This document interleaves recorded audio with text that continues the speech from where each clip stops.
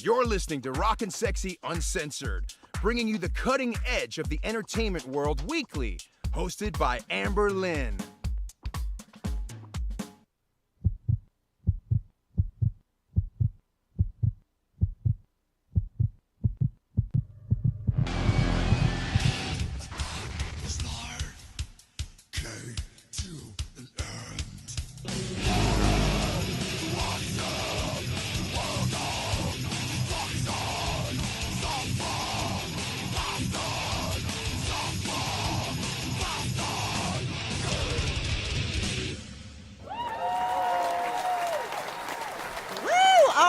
Happy Thursday, everybody, and welcome back to another amazing episode of Rock-N-Sexxxy UnCensored, broadcasting on the United Broadcasting Network at ubngo.com,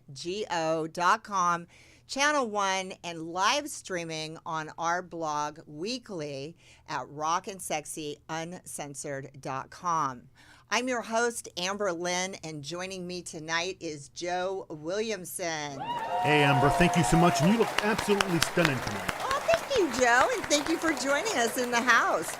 Folks, RNSU works overtime to bring you cutting-edge talents from the music and entertainment world, and tonight it's getting real. Our special guest live in the studio has a long history in metal music. 30 years ago today marks the anniversary of their first album release, Soul of a New Machine, and they are still kicking ass.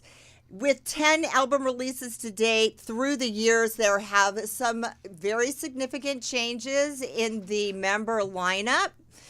And now a new lead vocalist has just been announced. No, it hasn't been announced yet, No, no? it's been announced that there is a new lead vocalist, but who it is has not yet been announced. Thank you for correcting me. They have a new album release that's coming up October 28th. We are going to be talking about that today. And he tells me he's back in the studio recording new songs after coming off of a long tour in Japan with Soulfly. And he has another band, Divine Heresy. We'd like to hear some about that. They just added Once Humans Lauren Hart as their vocalist live in the house. Please give him a warm welcome. Dino Cazares is with us tonight. What's up? What's up? And of course, you still look beautiful as always. Thank you for having me. And you look Appreciate beautiful too since the last time I saw you. Thank you. It's been a while, right? Yeah, it's been a long time. Yeah, it's been at least 3 or 4 years since the last time I was on the show. 3 or 4 years. We had a great time. Maybe we hung 2018, out, right? 2017, around there. Yeah. You had some comedians on the show. We had some comedians, and we all went out afterwards. We had a great time. Checked it out. By the way, Tanya Estrada was on the show, and she was the comedian, and she sends her best. And she says, said Dino. I actually went and saw her at one of the comedy stores when she was performing not too long after that. Right? Yeah. Oh, cool. It might have been the same night. No, we went that night. Was it that night that we went? She did a great job. Yeah, she was just on the show a few weeks ago. She's been working on her new show. She actually everybody's coming back from the pandemic, you guys. And lucky us, because we didn't know it until just this afternoon when he sent me that clip, which I was like, this has got to fly. We got to play this. Everybody's got to see it. 30 years ago. 30 today. years, yes. 1992, our first record came out. Yep. What were you doing in 1992? Were you still in the business? Was I still in the business? Honey, I'm still in business. Are you kidding? But you know what I meant. I will never be out of business. No, I don't mean out of business. I mean in the business of porn. You were still doing porn at that time. Rumor has it. Why does everybody remember that about me? It's the How do we not? thing. How do we not remember that about you? It's their favorite part of me, I guess, right? Yeah, well, absolutely. We got to see all of you back then, yeah. In 1992, I'll just tell you, let's go back to 1992. A little bit of nostalgia, okay?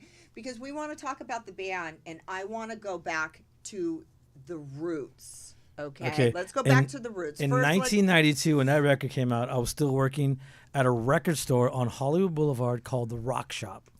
And when the record came out, we already had a big following in Los Angeles. And I remember, back then we had cassettes, you know what I mean? Yep. So a lot of cassettes, and we had the the tall Do CD. you all remember cassette tapes? Yeah, well, they've made a comeback since then, but Right. you know, it's just like vinyl. But yeah, And- I remember we ordered a box Big of box porn, by the way. exactly the big box porn. Right.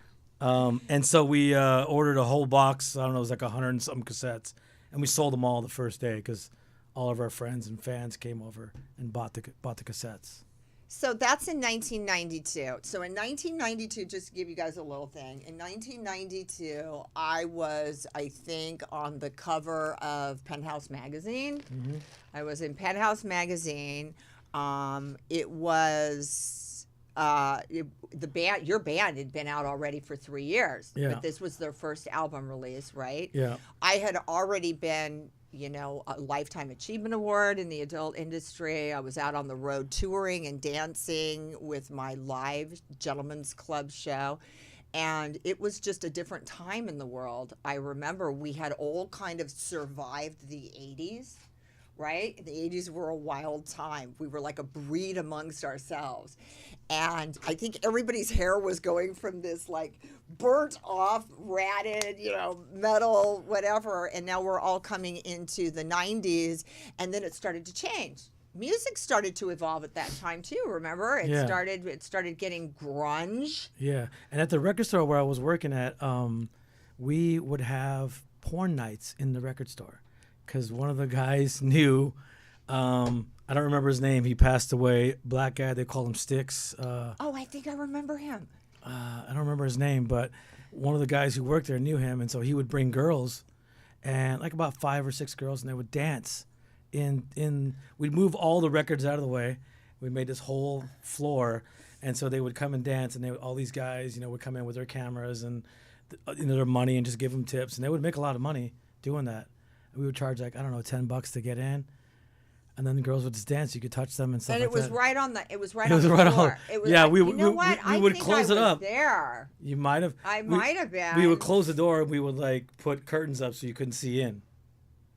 Wow. So if somebody walking by on the street couldn't see in. So we would do that back in the day.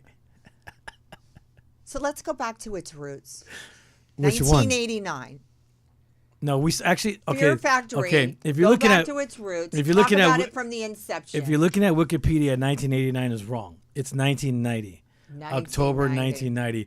I don't know where 89 came from. So just to give you the time frame, like Pamela Anderson was not on the horizon at that point. Nobody had heard of her. It was like Heather Locklear, right? Were the big hot women, and Farrah Fawcett and people like that. And it was just before And grunge. me. And me. Yeah, there you Okay, go. And it was just before grunge had taken over. So this is October 1990. It was the height of thrash metal and death metal. Right. And still some glam metal was still very popular at that time. Well, it's funny that you mentioned that. Okay, so you are one of the original co-founders of Fear Factory. Yes, that is correct. Okay. So tell us, how did it get started? What was the Well, inception? working at that record store, I ended up meeting a guy named Raymond Herrera who became the drummer. He was in another band. You were already playing guitar. I You've was been the guitarist. I already had a band called Brujeria and the Douche Lords. Brujeria and the Douche Lords. I didn't Well, even no, see that. that's two different bands. Brujeria was a band that we sang all in Spanish, and we released 7 inches and stuff like that. And then the Douche Lords was another band that we made. It was like comedic thrash metal. You know, we make fun of stuff, porn and things like that. Okay. So that was called the Douche Lords. So I already had a couple of bands going, but I wanted to do those bands weren't that serious at the time. So I wanted to do something more serious. So I was looking for something else and looking for other guys to play with to make a serious band. And so I met this guy, Raymond Herrera, and he goes, "Hey, man, there's a band across the street from where I live, and they're called Excruciating Terror. You need to go join that band because, you know," and I got another band called Extreme Death. That's what he said. So I went there, went audition, got the gig, started playing with this band called Excruciating Terror. One day the drummer didn't show up, and Raymond Herrera walked across the street because he lived across the street from where we rehearsed. Walked across the street, got on the drums, and I'm like, holy shit, that guy can fucking play. And I was like, I got to play with that guy. And so I quit the band I was in, convinced Raymond to jam with me, and Said me, together right now, we're going to put together something that's right. correct. And I was like, we got to put something else together, blah, blah, blah. And so he's like, well, I have another band. Why don't you just join my band? So I joined his band for a minute, and then everybody kind of just dwindled away. And I said, okay, well, now that I got you, let's do something. And so I go, I know this guy who sings. I heard him singing. He's my roommate. We had a band called Ulceration. That was in 1989. That might be what it was. Right. We had a little band that we did called Ulceration. And then I heard him singing in the shower as I was walking by because we lived in the same house in Hollywood.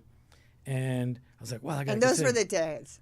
Yes, exactly. Right, where so then, everyone lived in Hollywood. Everybody lived in the same house. You could walk the streets at night at and you can go to between 1 and 5 in the morning. And there were so many different clubs you can go to: rock clubs, metal clubs, goth clubs, industrial clubs. Right. It was so much. It was so cool back then. And the music street life was just a different animal. Music was very vibrant at that time. You know what I mean? Right. A lot of stuff was coming out. Was it because we were in our youth and we were just there? In our heads and in our worlds were like that, or do you really believe that it's because the times? I think it's the times, and I think also we discovered music more organically and through friends, through word of mouth, through something we might have heard walking down the street. Everybody was into music at this time. We were all that was our life. That's how we expressed ourselves. Yeah. We had to fight for it. There was, and being that I also have the history in the adult industry, I have always been involved and fought with First Amendment.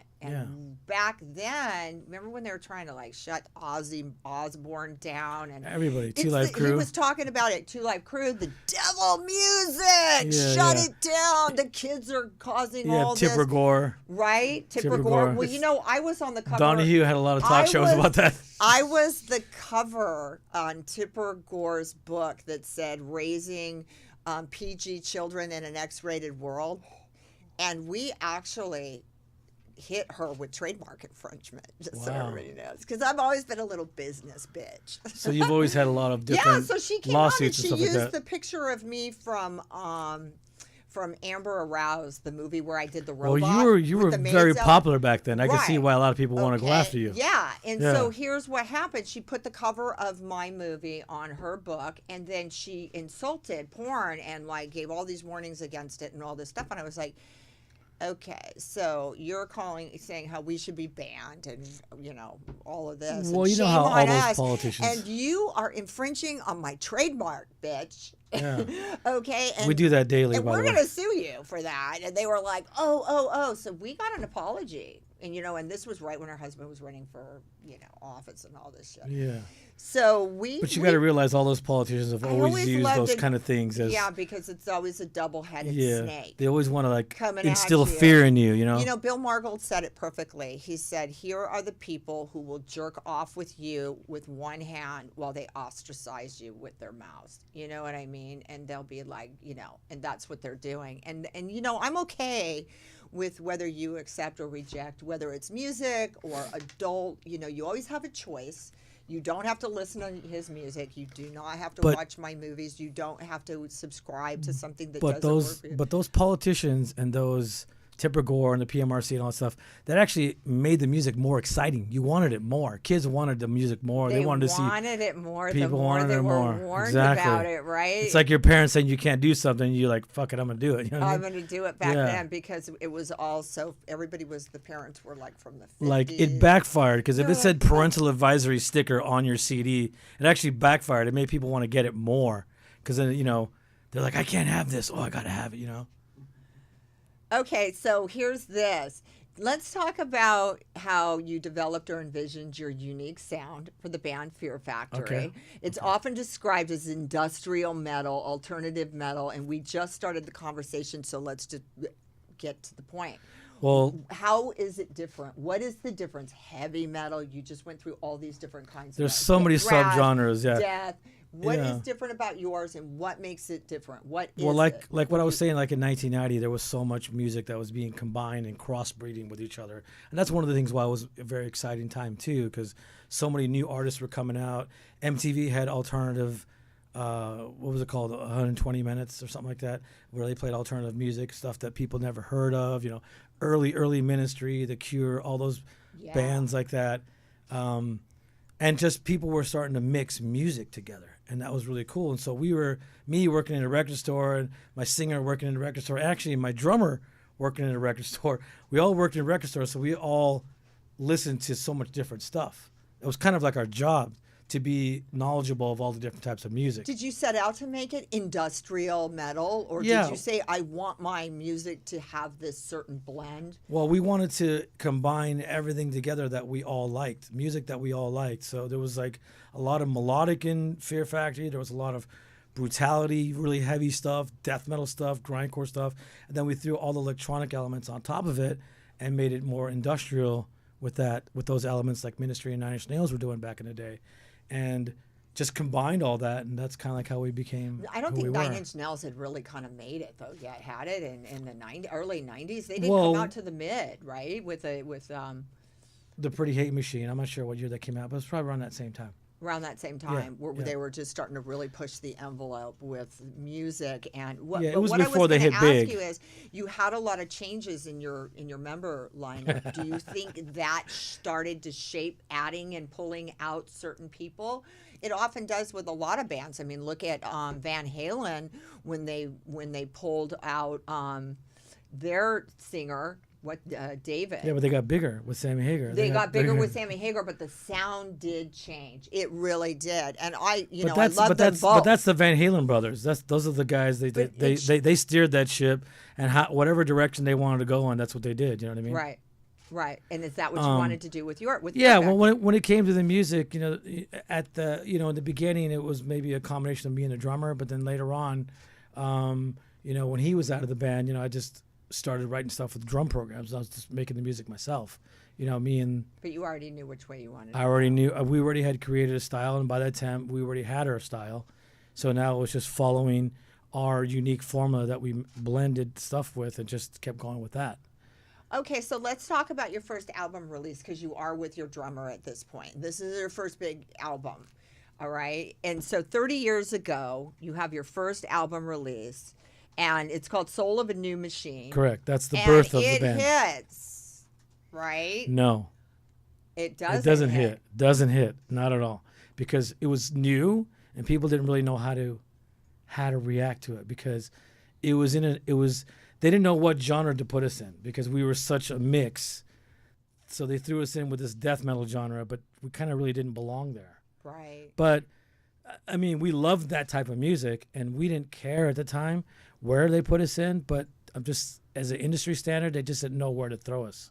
So they didn't know how to describe us. And there was a lot of reviews like, we don't know what this is, but this is unique and it's amazing, and you guys got to check it out. So they didn't really know. This is what we opened the show with today, was the teaser on that from the anniversary of it. Because it was the first time anybody ever heard really heavy growls with melodic vocals combined, the two. Right. So you had these angelic type melodic vocals, and then you had these growls that you hear like in bands like Napalm Death and stuff like that.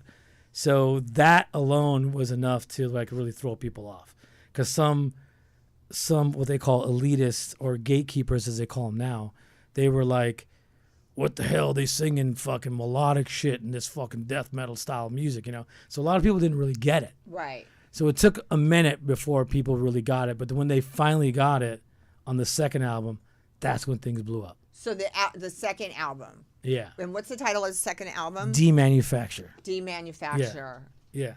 But there are some diehards that love the first album, and they fell in love with the first album when it first came out. But overall, they just didn't know what to think about the So band. your second album hits. Hold on. Okay. So after Soul of a New Machine, we decided, hey, let's do these industrial techno dance remixes with our brutal record, right? And so we did. It's called Fear's the Mind Killer, and that threw people way off as well, because we had these techno beats with the heavy vocals, melodic vocals, heavy guitars, and people just didn't know what. They're like, what the fuck is this? But they bought it. But they ended up buying it, yes. Okay.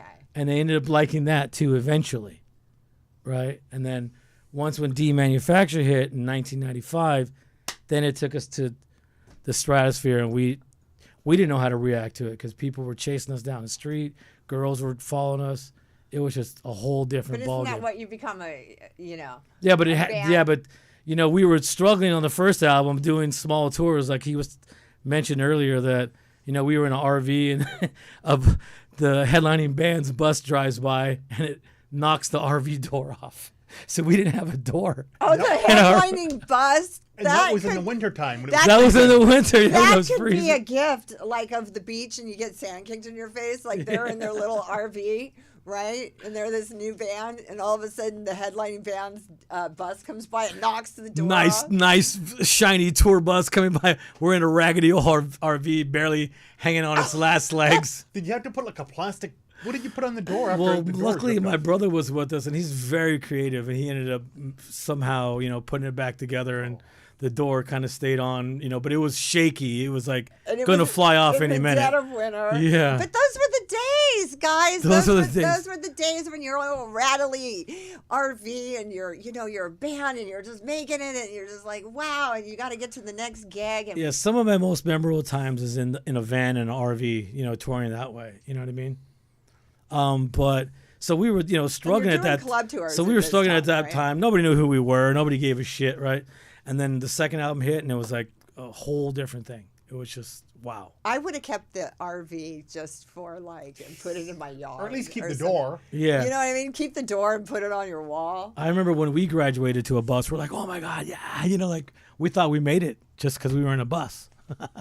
So once you had the second, did you say we got our sound now? This is the sound we're gonna Yeah, do? the second album was really when we really honed in, and we were like, okay, this is how we are. This is what we're gonna be.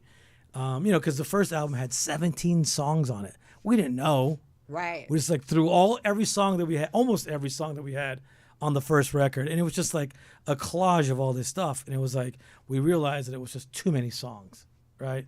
So we honed it down to like 10, the best 10, 11 songs for the second album, and we concentrated on those songs, and we focused on those, and this is it.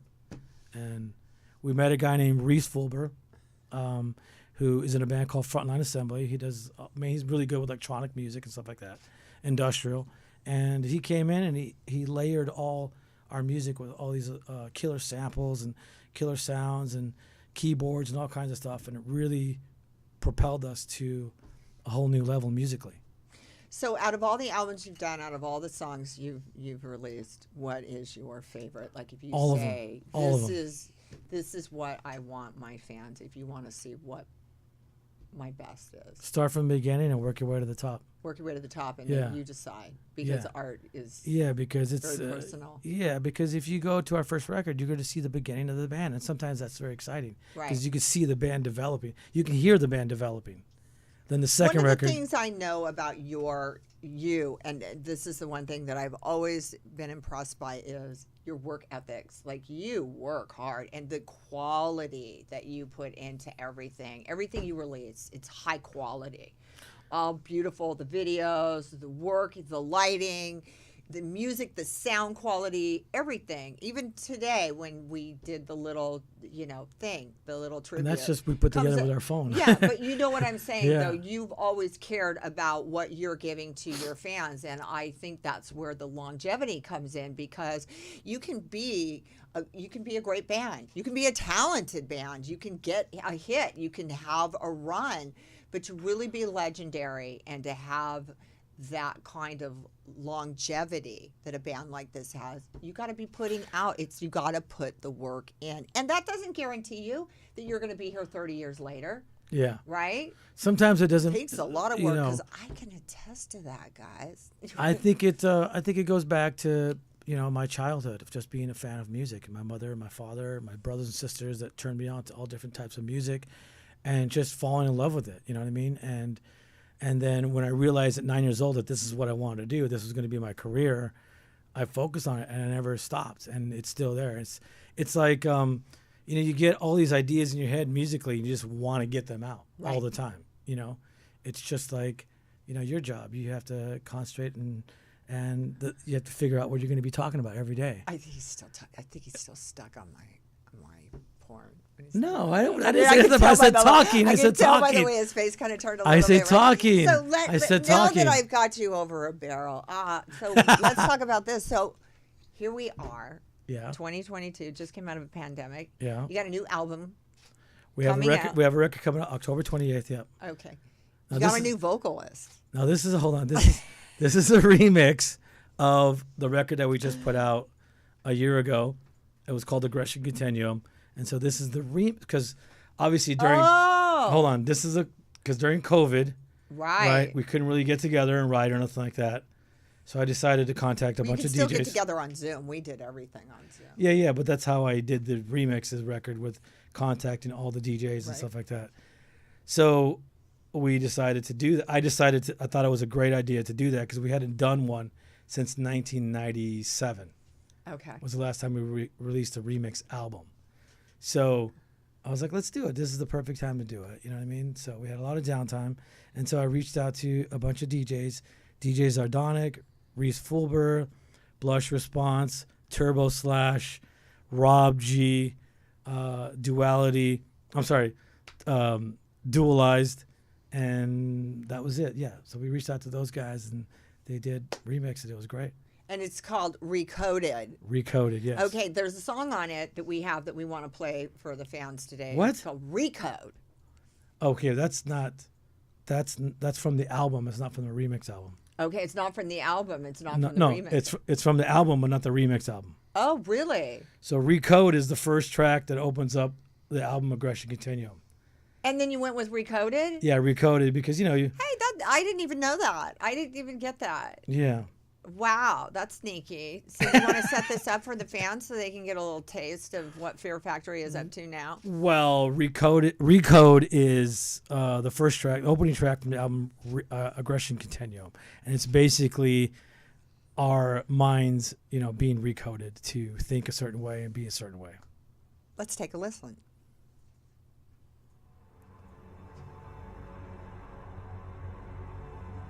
The world we know has suffered from the system we once knew. Our values were twisted and defiled by the machine, but resistance is growing stronger. We will fight for our future. Humanity depends on us.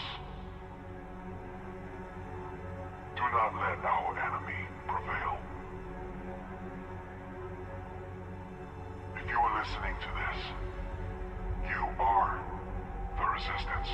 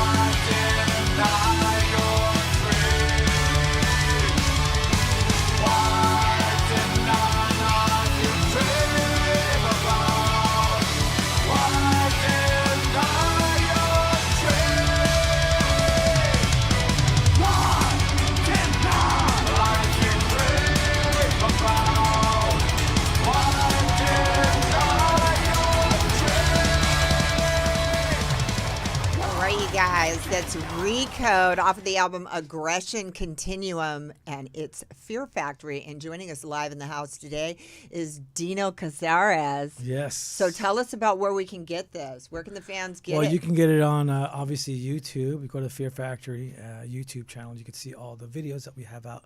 Plus, we have a lot of behind-the-scenes footage of when we were on tour. Filming all the different countries that we've been to. What a good guy. He tells you to go to YouTube, right? He doesn't say, like, go buy my stuff on, let's go buy some stuff. Let's go shopping. Well, everybody knows where to go, whether it's Spotify or Apple, iTunes. So it's you know all what I mean? on all of that. You know, it's no longer on a cassette.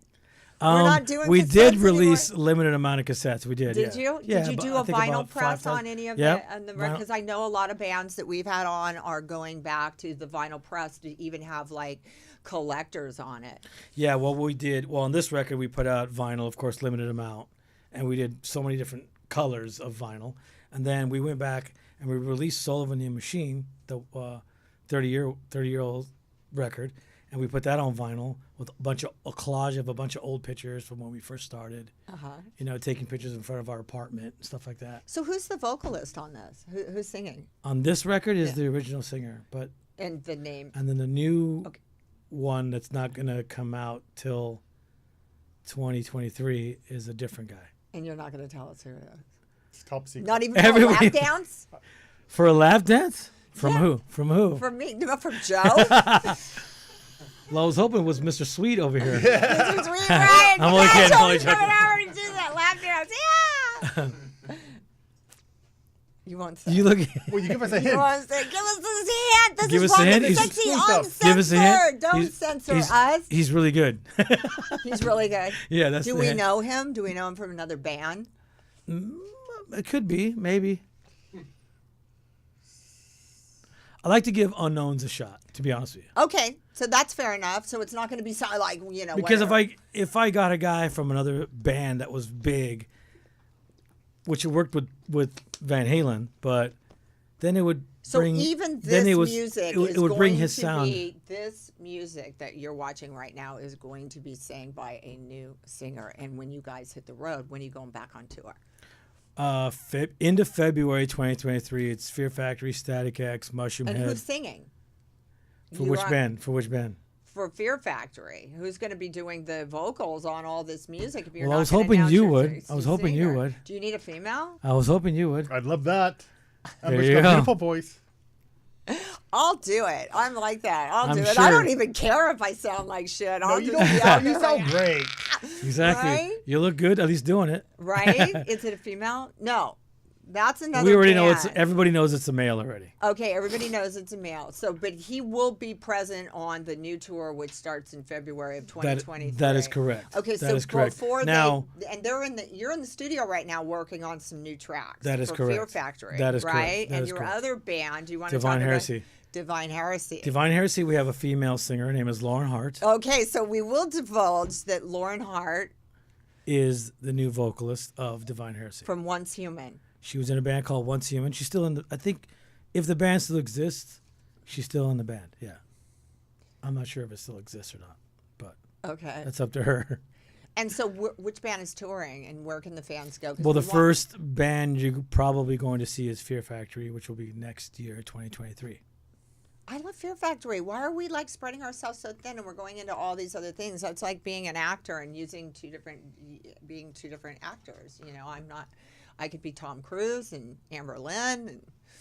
And But I think if you were the singer for Fear Factory, I think a lot of people would really love doing the meet and greets. a female. I know they are. I'll Exactly. still come to the shows and meet and greet. You know, Yeah, exactly. I mean, really. You'll I sell mean, a lot of photos and posters and T-shirts of yourself. Tons Right? and tons. Exactly. How's that going? Tons and Okay, tons. so where do the fans go that want to get their hands? And by the way, guys, our phone lines are open. If you want to give us a call and join the fun, if you Yes. want to talk, chat with Dino, tell him what you think of the new album.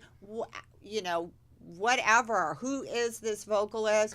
Whatever it is, the telephone number is right there on our screen right now. It's 323-524. What's the last four numbers? You just saw it. 524-2599. You can give us a buzz right now, and somebody is going to get who this lead vocalist is. Because you know, if they suck, I'm not coming to the show. You're going to have to tell me. He won't. They won't suck. No, No, you definitely won't I suck. know one thing about you guys is that your quality is there. And Well, this there's guy, no way- I found him on YouTube.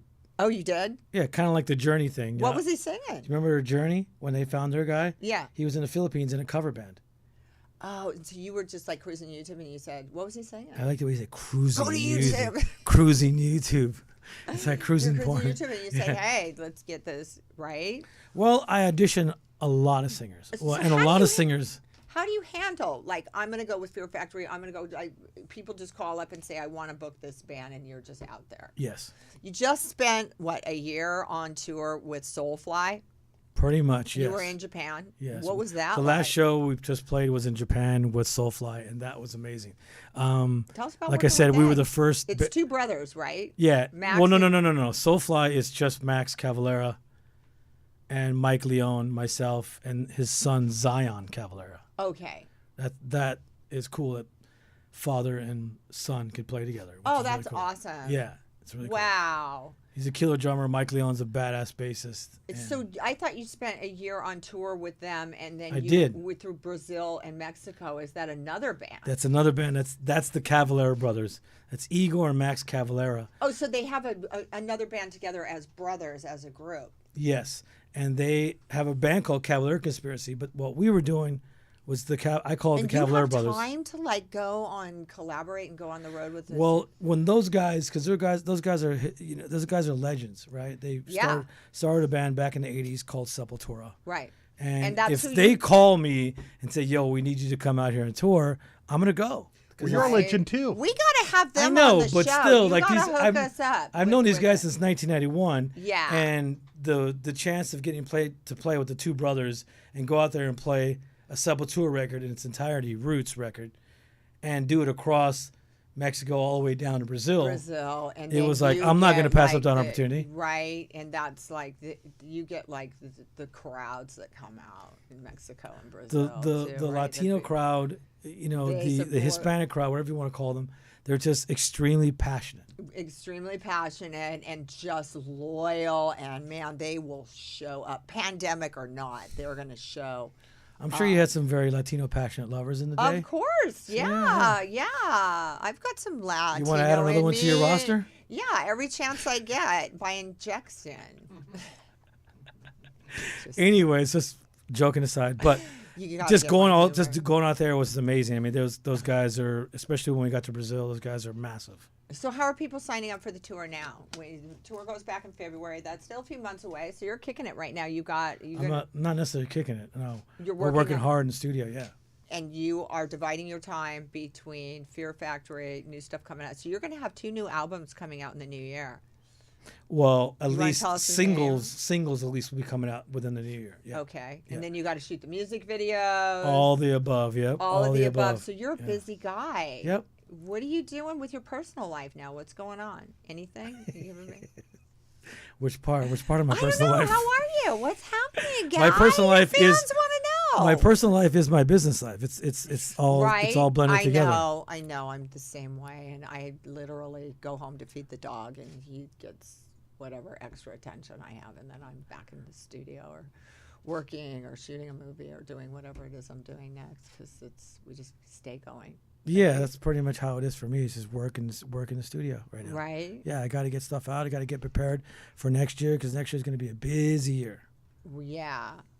How many months are you going to be touring? So right now it's being planned for all the way up to December of 2023, my year, as far as touring and records coming out and videos and stuff like that. Hopefully we won't have another pandemic shutdown, because we'll be really, right? I don't think we will. I don't think we will either.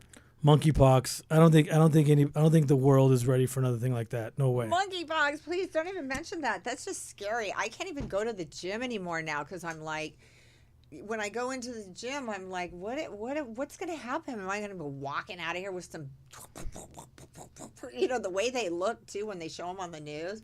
It's like it's going to start like popping out of our forehead. Boom, boom, boom. And how much of this is just bullshit, and it's media madness trying to scare us back into our house so we won't go out? That's a whole other show. It's like they found out that they could torture us during the pandemic and keep us in the house for like 2 years. I have a question. I have a question for you. What? Do you have an OnlyFans? Yeah. You do? Yeah, at Legendary Amber Lynn. Nice. Yeah, I have OnlyFans. Do you? Do you put a lot of your old clips on there as well? I got to be honest with you, and I don't want to say anything bad about OnlyFans, but when they first came out, they allowed all of the adult stuff, and I still have catalogs I still own. I'm sure I you do. even have content that has never been released, so I have. You directed your own movies too, right? I've directed my own movies, some of them. I own and get residuals off of some of my films, and I always will. And so that's why I own an online store and all of that. Did you ever pair up with the other Lynn? As far as doing movies? Yeah. Yeah. Did you guys ever fight? Like, no. you're taking my name. What's up with that? No, we never did fight. But just to be honest with you guys, well, as far as that goes. You guys never did a wrestling video, Lynn versus Lynn? No, not at all. No, professionally speaking, we just have the same middle and last name. You're talking about Ginger, right? Yeah. But yeah, I was the first original Lynn in 1983. Wow. 83. Not by a long shot. It was by probably about a half a year. Did you ever hook up with the hedgehog? With oh please, here we go. We're going to talk about that. No. Why don't we sell some of your stuff? I'm asking you. I'm on your show. These are the things that people want to know too. What people want to know. Yeah. These are the things did you just I know. Yeah. We don't need to go into that whole thing. Poor guy. I'm not saying poor guy, poor people, but the whole thing is just, out of control right now. And I just look at it. Let me just tell you something so that everybody knows. No, Ron Jeremy never raped me. I don't have that claim. But I don't condone the abuse or, violation of anybody. And one of the things that I do know is that in the adult entertainment industry, everything we do is predicated on one simple, cardinal, unacceptable rule, and that is consent. And when you violate somebody's consent, as far as I'm concerned, you're just a piece of shit. So after that, then it's not about what we stand for. And if you don't stand for something, then you will fall for anything. So after that, it's not porn anymore. It's, it is rape, or it is whatever it is, because you violate the consent. And there's so many girls out there that will clamor and say yes. What do you need to rape somebody for? Anyway, let's get off of that subject. We have just a few more minutes. I can tell you later why. And I want to, yeah. Well, I know there's reasons for it, and people, the way it happens. People don't do that to me, because if somebody comes for me, they better have had a good breakfast. That's all I got to say. Because I grew up with brothers, and I'll stomp your ass. I believe you will. I believe one you of will. my genres. You look very much in shape. That I specialize, right? I took kickboxing for many years. One of the genres that I specialize in, and I say to people all the time, I am not submissive. Believe me, she kicks my butt all the time. I'm not submissive. But you know what? Let's get down to this. What's your website? Okay. Okay, fearfactory.com. You can go there and find everything, merchandising, tour, records. you name it, it's all there. And he's super involved in his stuff, and like you can, talk to Dino about like where can I get the original, this, that, and the other, and it's all great. I am very active on social media. Very active. I do answer a lot of fans back, good and bad, because right. Does anybody ever call you up and go, that shit sucks now, and I don't like the new yes, album? all the time. They do. Oh yeah. And do you take it into consideration with your music, or do you just be like, because there's so many trolls. I look at it this way. At least they listened to it. Right. You know what I mean? And gave it a shot. But there are people who just want to go up there and just talk shit. That's just how they are. What about merch? But hold on. But the funny thing is that when they do, and then I answer them back, one, they're surprised. Two, they're surprised because people don't. I'm that They way. think that they're anonymous. They think that Right. no one's going to see it. Right. But people do see it. There are a lot of artists do see it. A lot of artists kind of try to ignore it because it bothers them, right? So or some artists just can't handle it. They're very insecure about it. But I'm like, I'll give you shit back. And sometimes people, like, it's funny because they'll give me shit and I'll give them shit back. Then they'll be like, well, you're the asshole. You know what I mean? It's like, because I responded to them and gave it back to them. Well, Right. So it's kind of funny. Said too, in this business, you've got to have a thick skin. Correct. Right. Correct. Absolutely. And what was? But the they one got to line have you the wanted thick to tell skin him? as well. If they're going to dish it out, they're going to be able to handle it. There's a back. line you wanted to tell you. He was talking. But- Because it's so easy because somebody could try to attack you online and you just go look them up on Facebook, Instagram, wherever. And you're like, Do oh, okay, people this kid, realize out there that this you guy, come this from guy, an this IP? got this, they got this, and you can attack them back. Right. And people are They like, oh, want shit, that. you know. They want that. They want that. No, but I was going to say, are you going to have, I hear you got famous sandwiches. You're known for making sandwiches. Yes, sandwiches. When I first moved to LA, it was 1984. I was 17, and I got a job working at Togo Sandwiches. Oh, I love Togos. They used to have those meatball sandwiches. I love those meatballs. They still we had have a onion Togos. bread and wheat bread, all different types of bread. Out Anyways, isn't it out in Riverside or something? well, there used to be some here in LA, in Hollywood. So I was working at the one on Sunset and Gower, right across the street from the Hollywood Palladium. And That's where the anybody who was playing at the Hollywood Palladium would come across. Sometimes they would come across the street and get a sandwich. That's So I would meet all these famous people, like all the guys in Motley Crue, Quiet Riot, Dawkins. And they say, "Go make me a sandwich." Hold on. I got a good story about that. So one day, Dave Mustaine walks in from Megadeth, ex-Metallica. So he walks in, and I was like, I recognized him right away. Remember, I was like 17, 18 years old. I was like, big fan of metal. Obviously, I knew who he was. And I just started talking to him, and I made him a sandwich, right? I made him and Dave Alston, who was his bass player at the time. I made both of them sandwiches, and I gave them both free beer and free sandwiches. Awesome. And then just so I could talk to them and pick their brain about the music industry. And he gave me a lot of information on, on what to do. So they started coming in regularly, right? So I would give them free food and free sandwich and free beer. Years later, when our second record hit, Oh no, we're gonna have to pick this up later, guys, Demanufacture. because we need to cut the show. Guys, Dino, thank you for joining the show tonight. you're going to cut that story. We have to cut That's the the story. best We have story. to That's end the the best. show. That's a good story. We're going to bring him back. You guys stay tuned because we will be back. I want to thank you, Dino, for joining the show tonight live. We're going to have him back in the house very soon. Check him out at the website. FearFactory.com. FearFactory.com. I want to thank all of our listeners for joining us tonight and our crew for doing such a great job. Join us again next week for another amazing episode.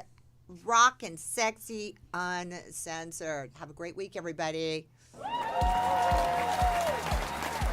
Thank you for tuning in to Amber Lynn's Rock-N-Sexxy Uncensored.